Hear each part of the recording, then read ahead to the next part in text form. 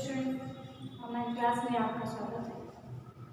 आज हम विषय गृह विज्ञान के अंतर्गत एक ऐसे टॉपिक पर चर्चा करेंगे जो कि हमारे शरीर के निर्माण में बहुत ही विशेष योगदान रखता है, विशेष महत्व रखता है। जी हाँ, अस्थि, जिसके बिना हमारे शरीर का स्वरूप या आकार बन ही नहीं सकता। वो टॉपिक है अस्थि या कंकाल तंत्र। अस्थि जिसको हड्डी भी कहते हैं। हमारा शरीर अस्थियों का एक ढांचा होता है, पूरा एक कंकाल बना होता है जिस पर हमारा शरीर टिका रहता है। अगर हमारे शरीर में अस्थियां ना हो तो शरीर एक मांस के लोथड़े के समान हो जाए। उसका ना कोई स्वरूप हो, ना कोई आकार होगा, ना वो देखने में सही रहेगा। आप उसको बता ही नहीं सकते ये कौन सा अंग है, कौन सा तंत्र है। तो आज हम कंकाल तंत्र के विषय में चर्चा करेंगे। कंकाल तंत्र तो अस्थि, जो कंकाल तंत्र है, अस्थियों का एक ढांचा है जिससे कि हमारे शरीर को एक रूप और आकार प्रदान होता है। अस्थि जो है, अस्थियां एक सबसे कड़ी वस्तु होती है, हमारे शरीर की सबसे कड़ी वस्तु होती है जो कि हमारे शरीर को एक आकार प्रदान करती है। यह कैल्शियम, फास्फोरस और मैग्नीशियम लवणों से मिलकर बनी होती है। अस्थियां जो है बाहर से कठोर होती हैं और अंदर से खोखली होती है। इस खोखले भाग में ही अस्थि मज्जा, एक गूदा भरा होता है जिसको कहते हैं अस्थि मज्जा। खोखले भाग को क्या कहते हैं? अस्थि गुहा। अस्थियां बाहर से खोखली होती हैं, बाहर से बड़ी होती हैं और अंदर से खोखली होती है। इसी खोखले भाग को हम क्या कहते हैं? अस्थि गुहा कहते हैं। इसी अस्थि गुहा में एक गूदा भरा होता है जिसको कहते हैं अस्थि मज्जा। अस्थि मज्जा, एक अस्थि मज्जा जो है एक बहुत ही महत्वपूर्ण पदार्थ होता है, क्योंकि इसी में ही लाल रुधिर कणिकाओं का निर्माण होता है। वयस्क अवस्था में लाल रुधिर कणिकाएं इसी अस्थि मज्जा में ही इनका निर्माण होता है।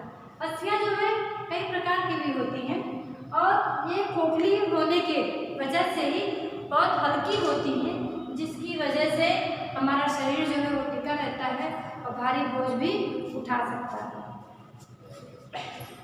अस्थियां जो है इसमें एक कोशिका द्रव्य भरा होता है। अस्थियों में एक कोशिका द्रव्य भरा होता है जो कि जिसमें ओसिन नामक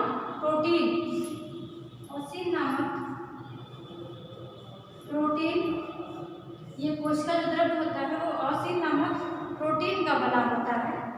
एक प्रकार का प्रोटीन होता है।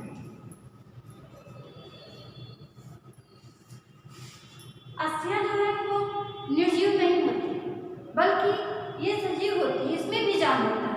क्योंकि जो अंदर के खोखले भाग होते हैं उसमें जो है नलिकाएं और तंत्रिकाएं जो है होकर अस्थियों से जुड़ती हैं। नलिकाएं और तंत्रिकाएं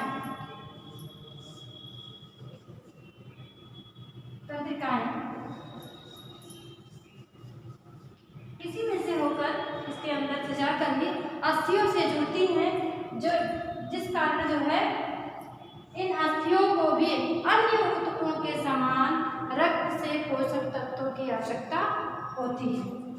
एक बात करते हैं हम उपास्थि। अस्थि की नहीं, अस्थि में जो है कैल्शियम और फास्फोरस,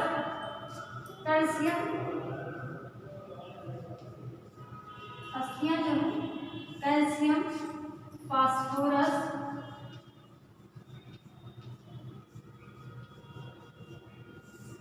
और मैग्नीशियम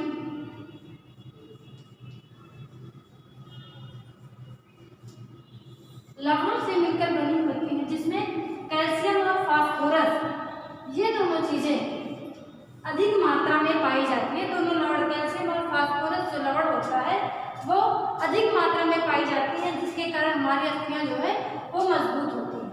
ये कैल्शियम जो है कैल्शियम कार्बोनेट के रूप में उपस्थित होता है। कैल्शियम कार्बोनेट के रूप में उपस्थित होता है। कार्बोनेट के रूप में उपस्थित होता है, जिसके कारण हमारी हड्डियां जो है मजबूत होती हैं और जिस कारण हमारे शरीर का पूरा जो तंत्र होता है वो इन्हीं हड्डियों पर ही टिका रहता है। आगे बात हम करते हैं उपास्थि। उपास्थि क्या होता है? क्योंकि हमारी जो अस्थियां हैं, अस्थियां टाइट होती हैं अर्थात कड़ी होती हैं और अंदर से खोखली होती है, लेकिन हमारे शरीर के कुछ ऐसे भाग होते हैं जो कि देखने में तो कड़े लगते हैं लेकिन वो लचीले होते हैं। अगर उनको छुआ जाए या उनमें गति उत्पन्न की जाए तो गति करते हैं, फिर उसको छोड़ दिया जाए तो वो फिर क्या करते हैं, अपना स्थान ग्रहण करते हैं। जैसे हमारे नाक का अग्रभाग, कान का बाहरी भाग। आप देखते होंगे, एक बार खुद ही आप अपने नाक या कान को टच करके देखेंगे तो अगर आप उसको हिलाएंगे डुलाएंगे तो वो हिलता है, उसमें गति होती है, लेकिन अगर आप छोड़ देंगे तो वो अपने स्थान पर फिर अपने स्थान को ग्रहण कर लेती है, उसमें कोई भी परिवर्तन नहीं होता है, क्योंकि वो किसके बने होते हैं, उपास्थि के बने होते हैं। और हमारे जो श्वास छल्ले होते हैं, श्वास छल्ले भी होते हैं, श्वसनकाय के जो छल्ले होते हैं वो भी उपास्थियों के बने होते हैं, जिसके कारण उनमें जब गति होती है तो वो दब तो जाते हैं, श्वसन क्रिया में जब दबाव पड़ता है वो दबते हैं, फिर जब हम सांस लेते हैं छोड़ते हैं तो फिर वो अपना स्थान ग्रहण कर लेते हैं। तो ये उपास्थि के बने होते हैं, इनमें मांसपेशियां पाई जाती हैं। तो जो हमारे शरीर में, हमारा शरीर जो है अनेक प्रकार की अस्थियों से मिलकर बना होता है और अस्थियां हमारे शरीर के, एक वयस्क व्यक्ति के शरीर में कुल 206 अस्थियां पाई जाती हैं।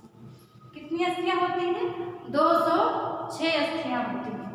ये बाहर से कड़ी, अंदर से खोखली होती हैं। ये कैल्शियम, फास्फोरस, मैग्नीशियम लवणों की बनी होती हैं और इनके कारण ही ये मजबूत भी होती है। इसलिए हमें अपने पोषक तत्वों में कैल्शियम, फास्फोरस और मैग्नीशियम की मात्रा अधिक लेनी चाहिए।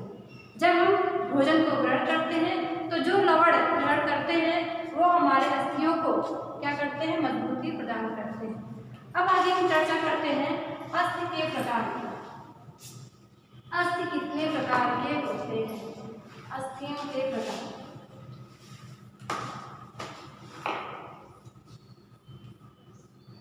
हमारा शरीर एक ही प्रकार का नहीं है, शरीर में कई प्रकार के अंग होते हैं, कई अंग पाए जाते हैं। आपने पिछले वीडियो में देखा ही होगा कि हमारे शरीर में कितने प्रकार के अंग होते हैं, जो ऊतकों से अंग मिले होते हैं। तो शरीर में कई अंग होते हैं, तो अस्थियां भी जो 206 पाई जाती हैं वो केवल एक ही प्रकार की नहीं होती, वो कई प्रकार की होती हैं। कुछ लंबी होती हैं, कुछ छोटी होती हैं, कुछ चपटी होती हैं, कुछ टेढ़ी मेढ़ी होती हैं।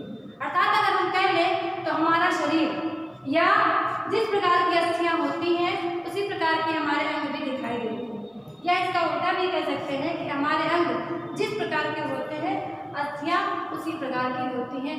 कहीं पर कोई अंग छोटा होता है, कोई बड़ा होता है, कोई लंबा होता है तो कोई टेढ़ा मेढ़ा होता है। आप देखते होंगे हमारे पैर की जो हड्डी होती है वो सबसे लंबी होती है, बांह की लंबी होती है, वो सबसे लंबी होती है, लेकिन कान की अस्थि देखते हैं तो बहुत ही छोटी अस्थि होती है। तो इस तरीके से अस्थियों के कई टाइप होते हैं। सबसे पहले हम बात करते हैं लंबी अस्थि। लंबी अस्थि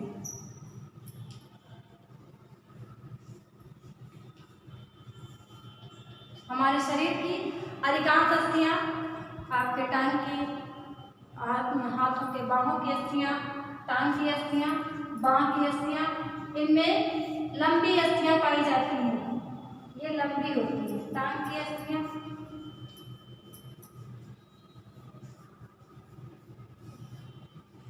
बांह की अस्थियां, बांह जो आपके हाथ की जो भुजाएं होती हैं, बांह की अस्थियां, ये सब कैसी होती है? लंबी होती है। ये लंबी होती हैं और बाहर से कड़ी और अंदर से खोखली होती है, जिसके कारण इस पर हमारा शरीर टिका रहता है और भारी बोझ भी उठा सकता है। दूसरे प्रकार की अस्थियां होती हैं छोटी अस्थियां।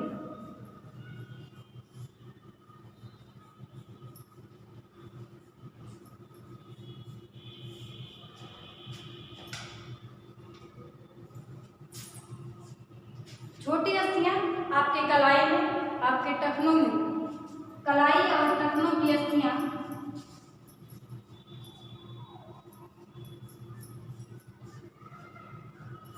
कलाई और टखने की अस्थियां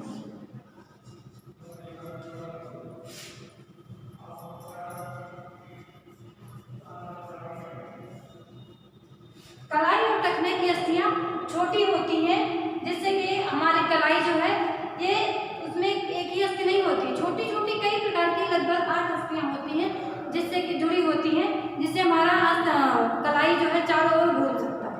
ये छोटी छोटी होती हैं, इसमें मूवमेंट होता है, हम आसानी से किसी चीज़ को घुमा सकते हैं, किसी चीज़ को पकड़ सकते हैं, मजबूती से पकड़ सकते हैं। तो इस तरीके से ये छोटी अस्थियां कलाई और टखनों में पाई जाती है। इसको आप लोग इसलिए बताया जा रहा है एग्जाम्पल को, कभी कभी क्योंकि क्वेश्चन में पूछता है कि टांग की अस्थियों में कौन सी अस्थियां पाई जाती हैं, किस प्रकार की अस्थियां पाई जाती हैं, या कलाई में किस प्रकार की अस्थियां पाई जाती हैं। तो इसलिए एग्जाम्पल को आप उदाहरण को जरूर लिखिएगा, इसको जरूर समझिएगा कि कलाई में कौन सी अस्थियां पाई जाती है, छोटी अस्थियां कहाँ पर पाई जाती है। अगली अस्थियां होती है आपकी टेढ़ी मेढ़ी अस्थियां।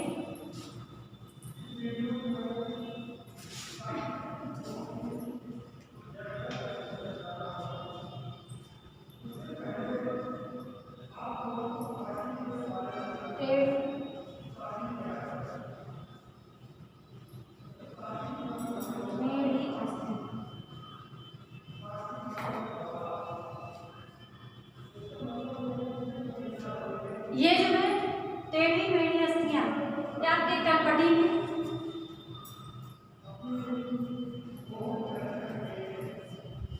रीढ़ की हड्डी,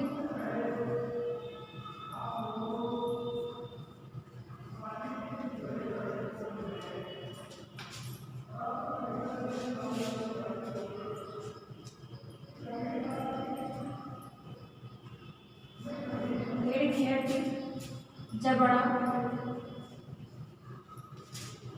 और तालू।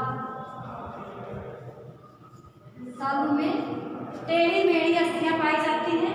ये बहुत मजबूत अस्थियां होती हैं, जिसके कारण हमारे शरीर का या हमारे जो अंग होते हैं वो मजबूत होते हैं और सुचारू रूप से अपने कार्य को कर पाते हैं। और चौथी अस्थियां होती हैं आपकी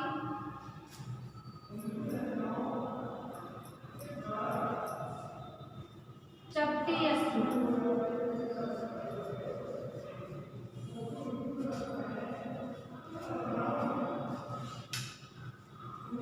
खोपड़ी और चेहरे में, खोपड़ी और चेहरे में चपटी अस्थियां पाई जाती हैं। खोपड़ी और चेहरे में चपटी अस्थियां पाई जाती हैं, जिससे कि हमारे खोपड़ी अगर चेहरा अपना एक आकार ग्रहण कर लेता है और एक आकार बनाता है, जिससे कि हम आसानी से अपने कार्य को सुचारू रूप से कर सकें। तो इस तरीके से आपने देखा कि अस्थियों में कौन अस्थियां कितने प्रकार की होती हैं और हमारे शरीर के किस अंग में कौन सी अस्थियां पाई जाती हैं। अब हम बात करते हैं कि अस्थियों का क्या कार्य होता है। सभी लोग जानते हैं कि बिना अस्थियों के हमारे शरीर का आकार नहीं बन सकता, क्योंकि अगर शरीर से या मांसपेशियों से हम अस्थियों को निकाल दें तो मांस एक लोथड़े के समान रहेगा, ना हाथ ही पता पाएगा, ना ही पैर का पता रहेगा, ना ही चेहरे का पता रहेगा। हम ये नहीं बता सकते हैं कि ये कौन सा होगा, केवल एक लोथड़े के समान रहेगा, जो कि ना देखने में ही अच्छा रहेगा और ना ही उसके कोई कार्य भी हो सकते हैं। तो आगे हम चर्चा करते हैं अस्थि के क्या कार्य है या अस्थि के कार्य। सबसे पहला कार्य यही हो जाएगा कि शरीर को आकार प्रदान करना, शरीर को स्वरूप या आकार प्रदान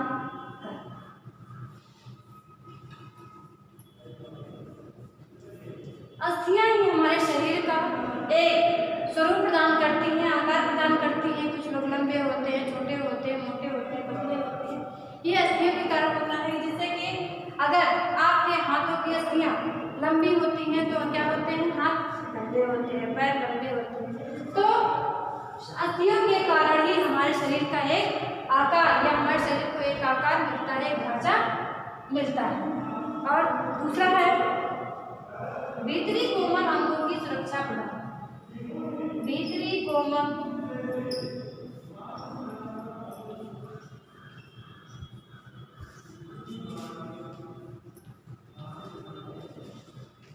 अंगों को सुरक्षा प्रदान करना।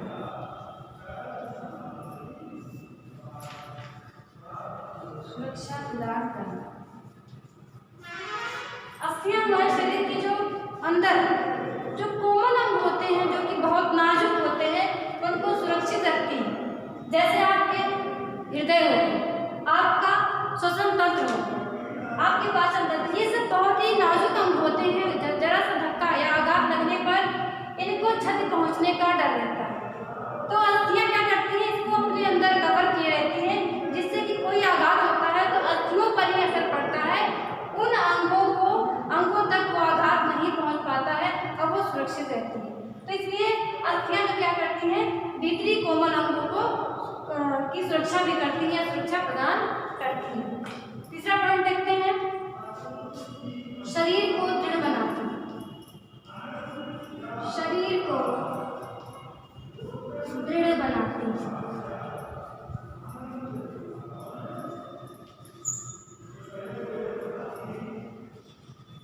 अस्थियां ही हमारे शरीर को मजबूती प्रदान करती हैं।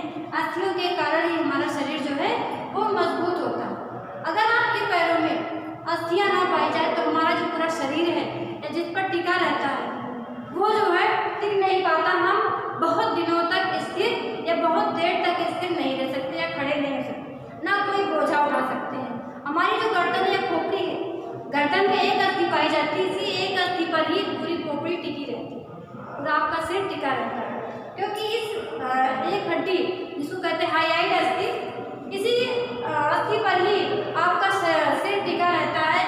इसलिए हमारे शरीर को क्या करती है, मजबूती प्रदान करती है, जिससे कि हमारा शरीर मजबूत हो। चौथा आपको है रक्त कणों का निर्माण करना। रक्त कणों का निर्माण